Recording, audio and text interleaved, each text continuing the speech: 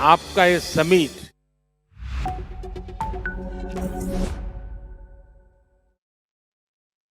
Welcome, I'm Asima Katauka and you are watching NewsX World. Let's take a look at some of the top stories. Israeli Prime Minister Benjamin Netanyahu has announced the immediate start of negotiations to secure the release of hostages in Gaza and to end the war on terms acceptable to Israel, according to media reports. A Ukrainian missile and drone strike killed 2 people and injured 21 people in the Russia-occupied city of Yanakiev in Donetsk, according to Russia-installed Governor Denis Pushlin. The attack damaged residential buildings in Yanakiev and nearby Horlivka during rush hour. Kim Jong-un has honored North Korean troops who fought for Russia in Ukraine, decorating soldiers and paying tribute to the fallen in state ceremony, according to KCNA reports. South Korean lawmakers said about 600 of the 15,000 deployed North Korean troops have been killed in the war.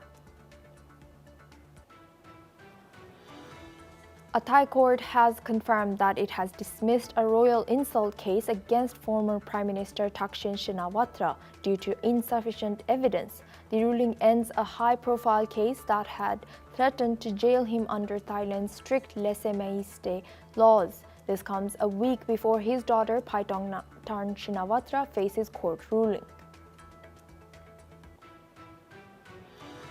Chinese President Xi Jinping will host Russia's President Vladimir Putin, UN Chief Antonio Guterres, Prime Minister Narendra Modi, and over 20 heads of government at the Shanghai Cooperation Organization Summit in Tianjin from August 31st to September 1st. Beijing said the summit will unveil new political and security plans. 8 Colombian police officers were killed and 8 injured in clashes with the FARC dissident faction that shot down a police helicopter, marking a major escalation in violence. Hours later, a truck bomb killed 5 people and injured dozens in Cali, targeting a military aviation school. This comes as the country prepares for their next election. A U.S. federal judge has halted construction and bared new detainees at the alligator Alcatraz Migrant Detention Center in Florida, a project backed by President Donald Trump and Ron DeSantis. Judge Kathleen Williams also ordered removal of some equipment after environmental groups challenged the facility's legality. A magnitude 5.6 earthquake has struck near the Myanmar-India border, according to the European Mediterranean Seismological Center. The quake occurred at the depth of 10 kilometers, raising concerns in the border regions.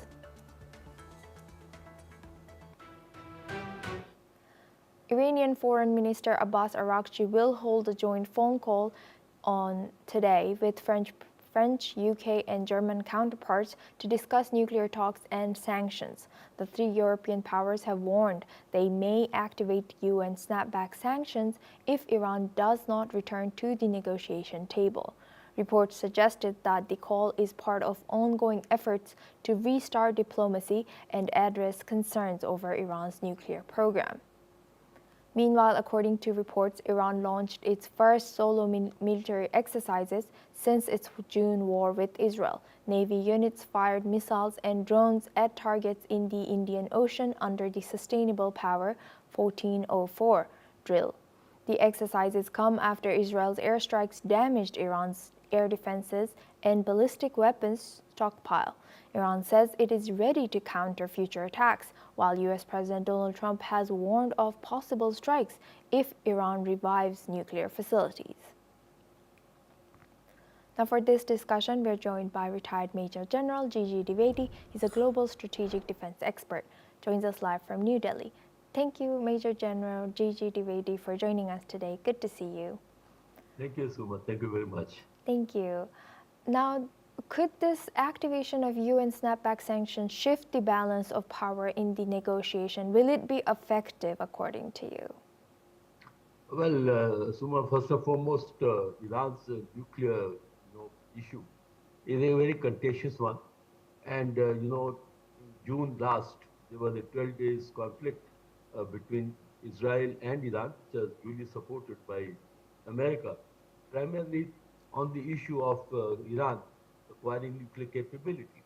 So therefore, this issue is live and it's a serious concern because in case Iran acquires nuclear capability, it will upset the balance of power in West Asia at large.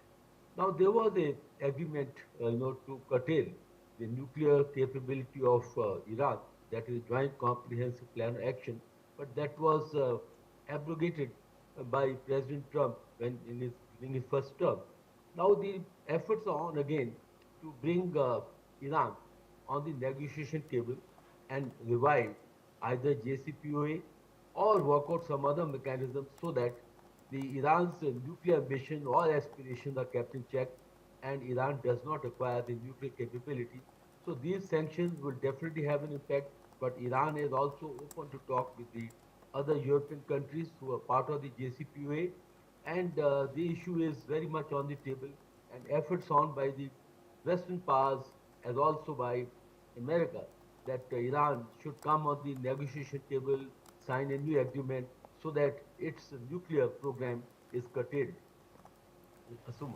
And Major General Gigi Dwivedi, with Iran's military exercises signaling their readiness against external threat, how might this impact regional stability and current negotiations or current talks that are, if ongoing, or trying to bring them back to the table? Well, Asuma, Iran is a regional power, no doubt about it. It has a high degree of military capability, though it did not fare too well as far as the aerial warfare is concerned because Iran doesn't have the aerial capability. But it has the high degree of missile capability which were demonstrated during the 12 days conflict, and it did cause considerable damage to the Israeli assets and also the American base in UAE. Now, Iran government of the day is very clear that it will not bend down or it will not negotiate on the terms of the Western powers or America. So therefore, these are the demonstration because in the warfare, either you are directly involved in the war or you are projecting your capability during the exercises or during the demonstration of your capability. So this is the demonstration of Iranian capability, a very clear message that they are still a force to reckon with, while they may have taken certain degree of hit during the 12-day conflict, but they still are very much forced to reckon with, and they will not go down or bow down to the pressures. And this is a demonstration, and these demonstrations are very important because they give a very symbolic message as also a diplomatic message that Iran has the capability to defy the Israeli or the American power, and it will come to the negotiation table on its own terms and will not be coerced or pressurized. Assume. Thank you very much, Major General Gigi Dwivedi, for joining us and sharing your insight. Please stay with us as we come back to you. Now we move on. Venezuelan President Nicolas Maduro has called for the mobilization of the country's militia, reservists, and all the people this weekend to confront what he describes as threats from the United States. This comes after the United States deployed an amphibious squadron to the Southern Caribbean as part of efforts to tackle drug cartel activity in the region. Let's listen into what Maduro had to say. Como comandante en jefe, he considerado necesario y oportuno que sábado y domingo tengamos esta gran jornada de alistamiento y llamado a filas de todos los milicianos, todas las milicianas del país, de todos los reservistas del país y de todo ciudadano y ciudadana que quiera dar un paso al frente para decirle al imperialismo: basta de tus amenazas. Venezuela te rechaza. Venezuela quiere paz. Llamo a filas a todos los milicianos, milicianas, reservistas y a todo el pueblo que quiera alistarse y ponerse en filas del gran plan nacional de soberanía y de paz. Plan Nacional de Soberanía y Paz. According to UN spokesperson Daniela Gross de Almeida, United Nations Secretary-General Antonio Guterres has urged both countries to exercise restraint and resolve differences through peaceful means. This appeal for de-escalation follows ongoing concerns about the growing hostilities between the two nations. Let's listen in to what she has said. The Secretary-General is closely following ongoing developments in the Caribbean concerning relations between Venezuela and the United States, and he urges both governments to de-escalate tensions, exercise restraint, and solve their differences through peaceful means. Now for this discussion, we are joined by Dr. Vipul Saxena. He's a defense expert, joins us live from New Delhi. Thank you, Dr. Vipul, for joining us today. Could this military mobilization escalate tensions further between the US and Venezuela? Or is it largely just a show for strength of domestic consumption?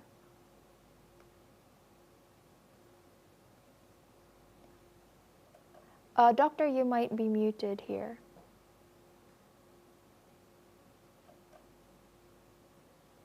Doctor, we cannot hear you here.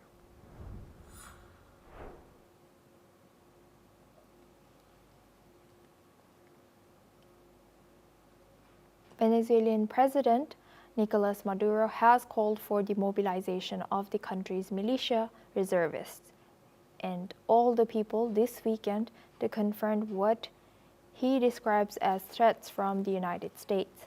This comes after the US deployed an amphibious squadron to the southern Caribbean as part of efforts to tackle drug cartel activity in this region.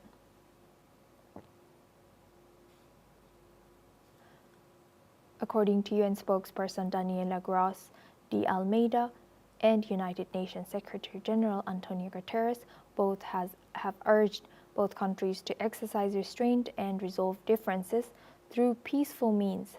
This appeal for de-escalation follows ongoing concerns about the growing hostilities between the two nations.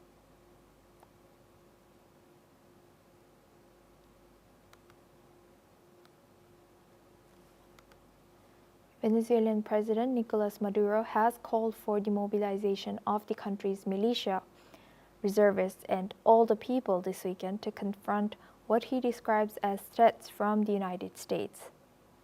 This comes after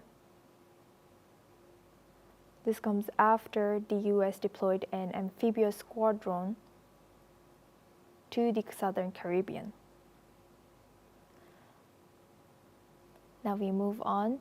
China says the upcoming SCO summit in Tianjin will promote stability and oppose hegemonism. President Xi Jinping will attend and host relevant events. China will take the SCO as a priority in neighborhood diplomacy, and the summit is expected to take the organization into a new phase of high-quality development. Leaders will sign the Tianjin Declaration, announce new measures to advance cooperation, and release a series of cooperation documents. The summit will include bilateral meetings and will be attended by more than 20 heads of government, over 10 leaders of international organizations, as well as the UN Secretary-General and Russian President Vladimir Putin. Let's listen into what the China's Assistant Foreign Minister Liu Bing has said. 中方希望通过天津峰会同上合组织国家凝聚政治共识，激发合作动能，发出共同声音，采取联合行动，以上合组织的稳定性和坚韧性，应对国际环境的不确定、难预料因素，为本地区各国人民创造持久和平、普遍安全、共同繁荣、开放包容、和谐友好的良好环境。当今世界霸权主义、强权政治的旧思维仍有市场，个别国家试图将本国利益凌驾于其他国家利益之上，严重威胁世界和平与稳定。然而，国际关系民主化已经成为不可阻挡的时代潮流。搞阵营对抗、小院高墙，注定不得人心。平等相待、合作共赢才是人间正道。Now for this discussion, we are joined by Major General Gigi Dwivedi. He's a global strategic defense expert. Joins us live from New Delhi.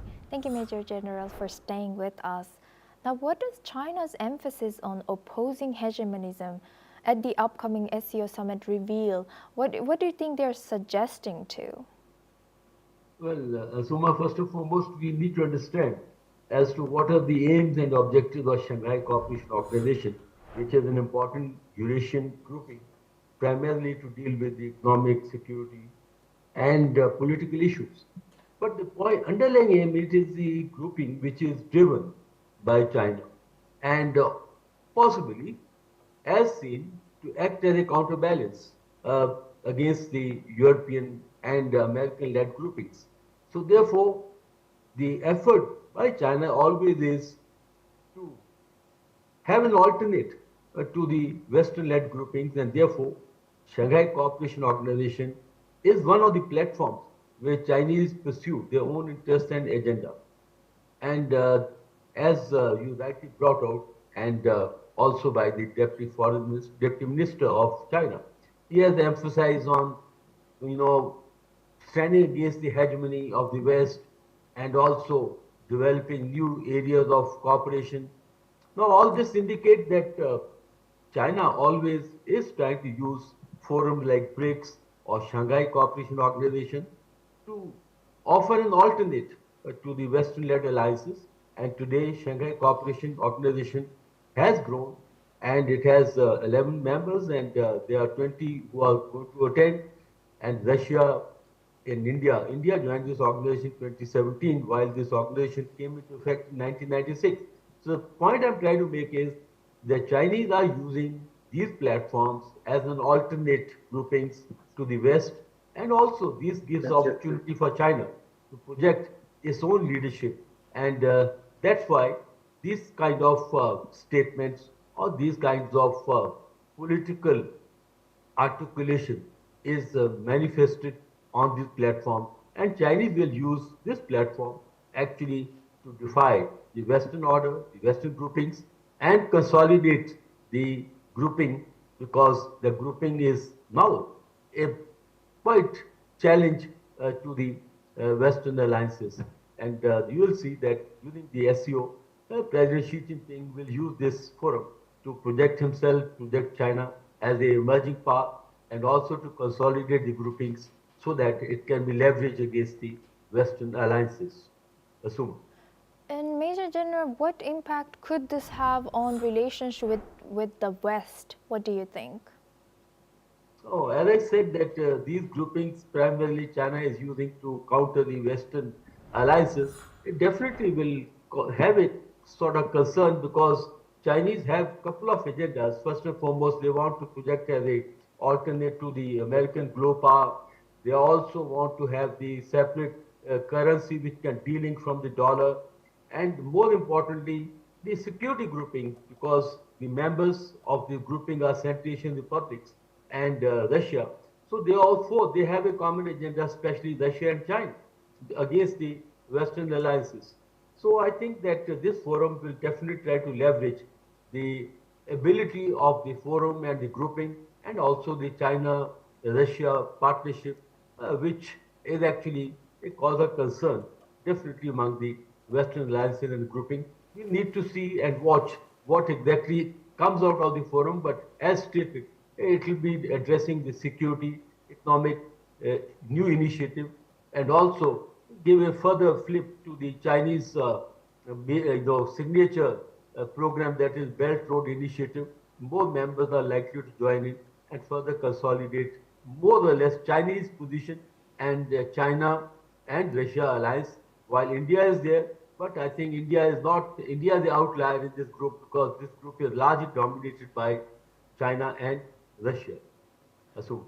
And Major General, building on your answer, what role do you think, although you said main players here might be China and Russia, but what role do you think India's participation will play in influencing this direction of SCO policies, especially given the timing where US has accused India again and again of continuing to buy Russian oil? Well, you see, India's position is the first and foremost, we have joined this grouping to develop our relation with the Eurasian countries, especially Central Asian Republic. And second also is to ensure that these forums are not used against our interests, because incidentally Pakistan is also part of the forum. And India acts as a balancing power, because we are ensured that it is not used as a platform for the anti-Western or anti-American grouping, and therefore our presence ensures that a balance is maintained and it doesn't get totally tilted against the Western or the American alliances. And more importantly, this also gives opportunity to our Prime Minister Modi, to interact directly with Xi Jinping, have one-on-one meeting, and also with President Putin, because India's relation with China had taken a hit after 2020 when Chinese PLA walked into the eastern Ladakh, and this now relationship is being mended at Kazan. They had a one-on-one meeting between Xi Jinping and Prime Minister Modi, and now they will continue to ensure that this relationship is actually brought on track. And a couple of senior leaders from China, Yes. especially Wang Yi was in India, also to ensure. So I think that in a nutshell, India will position itself as an important player and ensure that balance is maintained in this grouping, and also pursue our own bilateral interests with Russia, China, and other Central Asian republics. Asuma. Yes, thank you very much, Major General Gigi Dwivedi, for always joining us and sharing your insight. Now we move on to our next news. Texas and California are racing to redraw electoral maps ahead of the 2026 U.S. midterms, with both states aiming to tilt the balance of power in Congress. Texas, under Republican control, has approved a map that could create 5 new GOP districts, while California Democrats are countering with a map that could add 5 Democratic seats, setting the stage for a high-stakes battle between the two states. California Governor Gavin Newsom has signed redistricting bills that would redraw the state's congressional boundaries, aiming to counter a Republican-led effort in Texas. Let's listen into what he has said. We're responding what occurred in Texas, we're neutralizing what occurred, and we're giving the American people a fair chance. Because when all things are equal, we're all playing by the same set of rules, there's no question that the Republican Party will be the minority party in the House of Representatives next year. California lawmakers have advanced 2 bills in their redistricting plan to bypass the usual independent commission. The new map is a response to Texas's GOP-backed plan, aiming to shift the balance of power in Congress. The California legislature has approved a redistricting package designed to counter Texas's efforts, seeking to add 5 Democratic seats in the U.S. House of Offset, the Republican Party's strategy.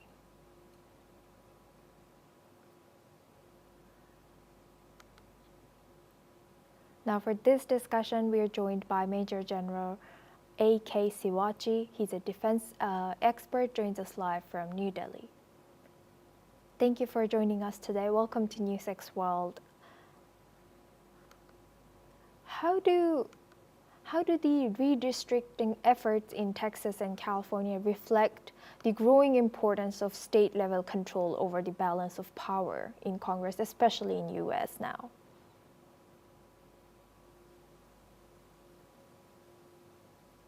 Major General A.K. Siwachi, could you hear me? Yeah, please. I couldn't hear you answer the question. Please just repeat it. Yes, I will. So how do these redistricting efforts in Texas and California reflect the growing importance of state-level control over the balance in Congress in U.S.?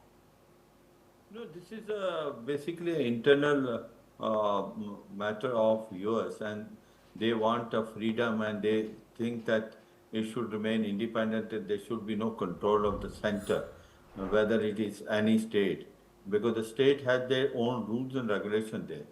So whether it is California or any other state, it will like to enjoy that independence. That is the main question which is coming in US as on today.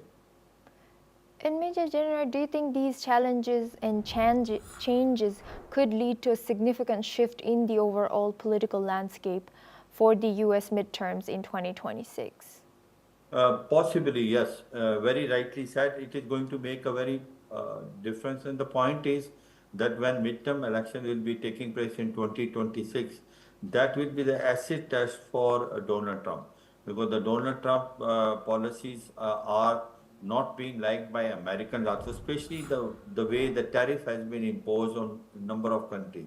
And out of them, one of them is India, where you find the tariff, which is about 50%, which they are doing it. They are going to be unliked by people which are there in the US itself. Inflation is increased, unemployment is likely to increase, and therefore it is going to make a difference in this midterm election 2026. And also these matters which are now internally growing up within US, this will have an impact, and this is adversely going to impact, I suppose, the chances of the Republican doing well in midterm election. And I suppose until Donald Trump does not change his policy, they are going to, you find it very difficult to make an same wedge what they did in the beginning. Thank you very much, Major General A.K. Siwachi, for joining us today and sharing your insight. Thank you very much. Now we move on to our next news. Thailand's former Prime Minister Thaksin Shinawatra has been acquitted on today in a high-profile royal insult case. The criminal court has said that there was not enough evidence to prove him wrong. The case filed by the royalist military alleged Thaksin violated the country's strict lèse-majesté law during a 2015 interview while in self-imposed exile. Thaksin, who returned to Thailand in 2023 after 15 years abroad, has denied any wrongdoing and pledged allegiance to the king. The 76-year-old remains a divisive but influential figure in Thai politics. Let's listen in to what the lawyer of former Prime Minister Thaksin Shinawatra, Vinayat Chatmontre, had said. ครับศาลอ่านคำพิพากษายกฟ้องนะครับยกฟ้องจำเลยในคดีนี้ก็คือท่านอดีตนายกทักษิณชินวัตรนะครับเหตุผลในการยกฟ้องมีหลากหลายเหตุผลมากนะครับแต่ทั้งหมดทั้งปวงก็คือการพิสูจน์ของโจทย์เนี่ยนะครับสืบไม่สมกับภาระการพิสูจน์ก็ศาลเห็นว่ารับฟังได้น้อยมากไม่น่าเชื่อถือเนื่องจากว่าพยานที่เป็นความเห็นน่ะมีความเป็นอคติซึ่งฝั่งจำเลยก็พิสูจน์ให้เห็นว่าในอดีตพยานที่มาให้ความเห็นเนี่ยเกี่ยวข้องอะไรกับการเมืองบ้างใครขึ้นเวทีบ้างใครให้การแบบไม่เป็นกลางบ้างหรือให้ความเห็นที่ขัดแย้งกับในชั้นสอบสวนและชั้นศาลอย่างชัดเจน Meanwhile, supporters of Thailand's former Prime Minister Thaksin Shinawatra cheered outside the court today as he was declared of royal defamation charges. The verdict relieves a major threat to his political dynasty, which has dominated Thai politics for more than 2 decades. Let's listen into what some of the supporters has said. ดีใจมากค่ะปลื้มมากค่ะตื่นตันค่ะพูดไม่ออกค่ะดีใจมากความวันแห่งชัยชนะของท่านมาแล้วค่ะก็ดีใจให้ท่านชนะตลอดถึงวันจริงในฐานะของนายกและก็พรรคเพื่อไทยก็อาจจะมองเป็นว่าขาลงนะเพราะมีวิกฤตอะไรต่างๆเนี่ยเข้ามาเนี่ยเยอะแยะเป็นแต่ว่าผมมองว่ามันน่าจะพาวิกฤตนี้ไปได้นะครับภายในนี้ยังไงก็อยู่ครบเชื่อว่าอยู่ครบเทอมถึงปี70แน่นอน Well, this is all we have time for. We will continue to bring you more news updates from around the world.